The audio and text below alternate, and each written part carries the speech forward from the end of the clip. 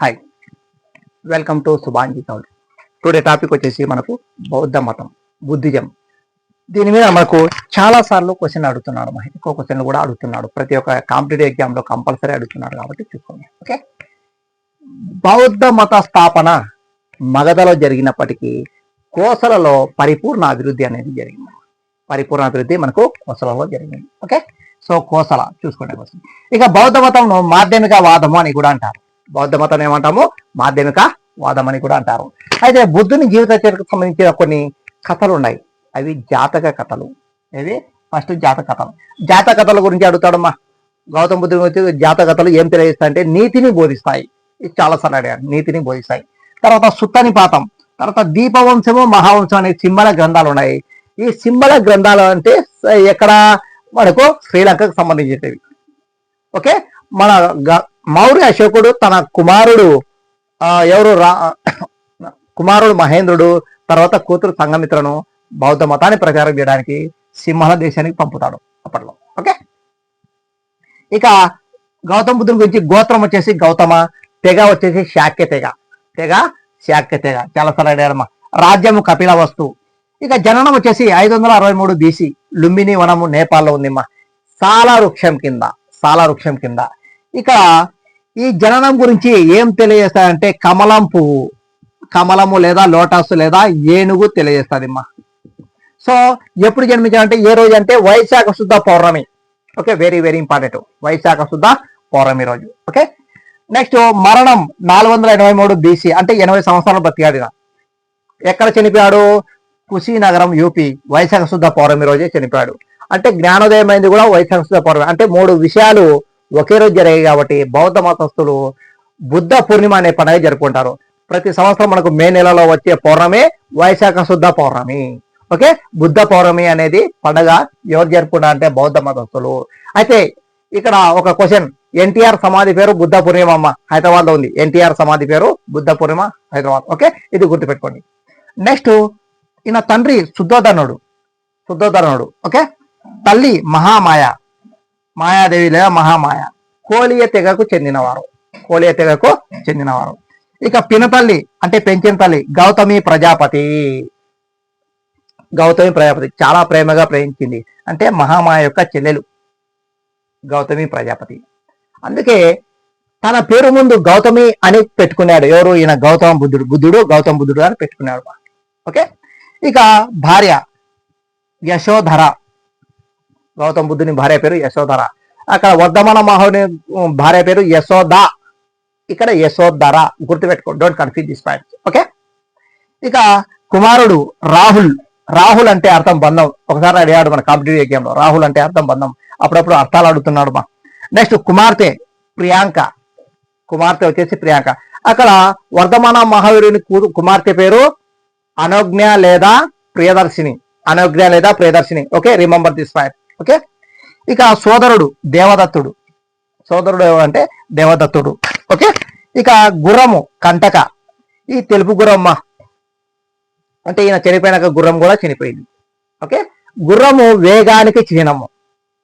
మన జాతీయ చిహ్నంలో కుడి వైపున ఎద్దు ఉంటుంది, ఎడమ వైపున గుర్రం ఉంటుంది. మనము 5 గుర్రాల పేర్లు గుర్తుపెట్టగలం. అలెగ్జాండర్ గుర్రం పేరు బుసిఫెలసు, గౌతముని గుర్రం పేరు కంటక, రాణా ప్రతాప్ గుర్రం పేరు చేతకు, శివాజీ గుర్రం పేరు కళ్యాణి లేదా పంచకళ్యాణి, ఝాన్సీ లక్ష్మీబాయి గుర్రం పేరు బాదల్. అలాగే పవన్ అని కూడా ఉంది, ఇంకొక గుర్రం పేరు పవన్. ఓకే, లేవి. ఇక రథకారుడు చెన్నడు. ఈ రథకారుడు ఒకే రోజు ఈయన బయటికి వెళ్తాడు. వెళ్ళి ఆయన 4 దృశ్యాలు చూస్తాడు. ఎంఆర్పిఎస్, ఎం ముసలి, ఆర్ రోగి, పి పార్థివశం, ఎస్ సన్నాసి. ఈ 4 దృశ్యాలు చూసి తెలుసుకొని దుఃఖానికి కారణము ఏంటి? కోరికలు అని తెలుసుకున్నాడు ఆయన. ఓకే, సో అయితే ఇక్కడ చూడండి మా, గురువులు అలార కలామ వైశాలిలో, రుద్రకరామపుత్ర రాజగృహంలో. ఇక గౌతమి కూడా ఈమెకు గురువే, ఇతనికి గురువే. ఓకే, చూసుకోండి ఒకసారి. ఇక బాల్య గురువులు ఎవరంటే సర్వమిత్ర భరద్వాజ. ఇక మహాభినిష్క్రమణం. ఏంటంటే మహాభినిష్క్రమణం, తన ఇంట్లో నుండి బయటికి వెళ్ళడాన్ని ఏమంటామంటే మహాభినిష్క్రమణము అంటాము. 29 సంవత్సరాల వయసులో. అంతకంటే ముందు ఈయన చూసే ఈ ఎంఆర్పిఎస్ 4 దృశ్యాలు చూసిన తర్వాత ఇంట్లో అడిగితే సన్యాసం తీసుకున్నట్టే వద్దు అంటారు. ఇక రెండోసారి చెప్పకుండా ఆయన వెళ్ళిపోతాడు. దాన్ని ఏమంటాం? మహాభి నిష్క్రమణము అంటారు. మహాభి నిష్క్రమణం. ఓకే, 29 సంవత్సరాల వయసు. ఈ మహాభి నిష్క్రమణం వచ్చేసి మనకు గుర్రం తెలియజేస్తుంది. గుర్రం. ఓకే, ఇక ధ్యానంలో ఉన్నప్పుడు అన్నము పాలు ఇచ్చిన అమ్మాయి ఎవరంటే రైతు అమ్మాయి సుజాత. ఓకే, ఇక జ్ఞానోదయం అయింది బుద్ధగయలో. బుద్ధగయ వచ్చేసి మనకు బీహార్లో ఉంది, ఉరువేల గ్రామం బుద్ధగయ. ఓకే, 30 సంవత్సరాలకి నాకు జ్ఞానోదయం అయింది. ఎక్కడ? రావి వృక్షం కింద లేదా పీపల్ ట్రీ కింద అమ్మ. చూడండి, 29 సంవత్సరాల వయసులో ఆయన బయటికి వెళ్తే 30 సంవత్సరాలకు జ్ఞానోదయం అయింది. అంటే 6 సంవత్సరాలు పట్టింది. చూడమ్మా, గౌతమ బుద్ధుడికి 30 సంవత్సరాలకు జ్ఞానోదయం అయింది. వర్తమాన మహావీరునికి 42 సంవత్సరాల వయసులో జ్ఞానోదయం అయింది. ఓకే, ఇక ధ్యానంలో ఉన్న కాలం ఏదంటే 48 రోజులమ్మా. ఈయన ధ్యానంలో ఉన్న కాలము 48 రోజులు. ఈ ధ్యానంలో ఉన్నప్పుడు ఆయన ఏం చేశాడు అంటే ఆనాపానసతి అనే ప్రోగ్రామ్ అంటే ప్రాసెస్ ను ఈయన చేశాడు. ప్రస్తుతం ఈ ఆనాపానసతి మనం పిరమిడ్లలో పత్రిక యొక్క పిరమిడ్లలో మనం చేసే ప్రాసెసే ఆనాపానసతి. శ్వాస మీద ధ్యాస. ఓకే, నెక్స్ట్ ధ్యాన భంగం చేసిన దయ్యం ఏదంటే మారదయం, చెట్టు మీద ఉండే మారదయం. ఓకే, ఇక తొలి ఉపదేశం వచ్చేసి సారనాథ్, జింకలవనము యూపీ. ఓకే, సో ఇక 5 శిష్యులు ఎవరు? అశ్వజితు, ఉపాలి, మొగలి, సరిపుత్ర, ఆనంద. అశ్వజితు, ఉపాలి, మొగలి, సరిపుత్ర, ఆనందుడు. మొదటి ఉపదేశం ఎక్కడ ఇచ్చారంటే జింకలవనంలో ఇచ్చాడు. ఈ జింకలవనంలో సారనాథ్ అనే ఒక స్తూపాన్ని వేసిందంటే మౌర్య అశోకుడు. ఆయన 84,000 స్తూపాలు వేశాడు. ఆ 84,000 స్తూపాలను రెండే గుర్తు పెట్టుకోవాలా. ఆ రెండు ఏదంటే ఒకటి సారనాథ్ యూపీ, దీన్నే మనం జాతీయ చిహ్నంగా తీసుకున్నాము.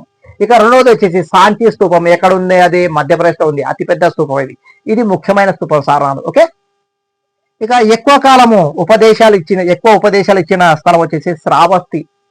ఓకే, గౌతమ బుద్ధుడు ఎక్కువ ఉపదేశాలు ఇచ్చింది. ఇక మొదటి శిష్యుడు ఎవరంటే ఆనందుడు. ఈ ఆనందుడు తన పెళ్లి రోజే పెళ్లి వద్దనుకుని బౌద్ధ మతంలో చేరిన వ్యక్తి ఎవరంటే ఆనందుడు. తన పెళ్లి రోజే పెళ్లి వద్దనుకుని బౌద్ధ మతంలో చేరిన వ్యక్తి అంటే సోదరుడు ఈయన. ఓకే, సో ఈయన కూడా సోదరుడు. ఈయన యొక్క చివరి మాటలు సంక్లిష్ట వస్తువులని క్షీణించిపోతాయి.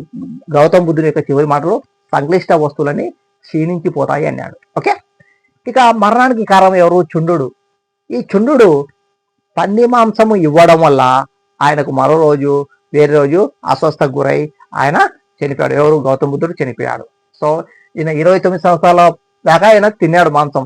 తర్వాత మళ్ళా ఇప్పుడు 80 సంవత్సరాల వయసులో ఆయన చుండు ఇచ్చిన ఆ రొట్టెలు, బియ్యపు రొట్టెలు, తర్వాత పంది మాంసం తినడం వల్ల ఆయన చనిపోయాడు. అస్వస్థకు గురై చనిపోయాడు. ఓకే, ఇక గౌతముని అసలు పేరు ఏంటి? సిద్ధార్థుడు.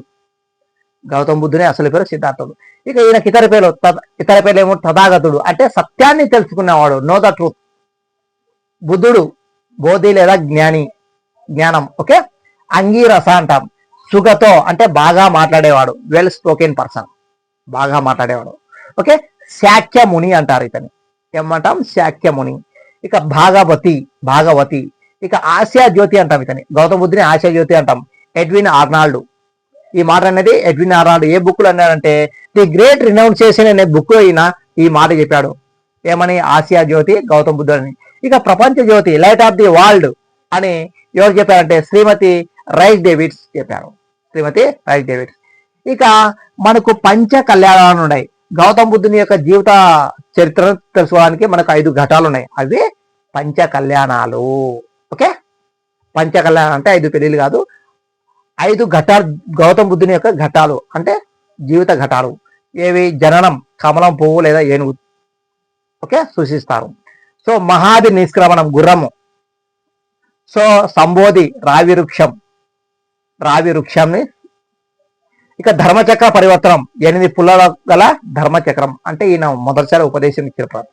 ఇక మహాపరినిర్యాణం, స్తూపంతో పోలుస్తారు. ఓకే.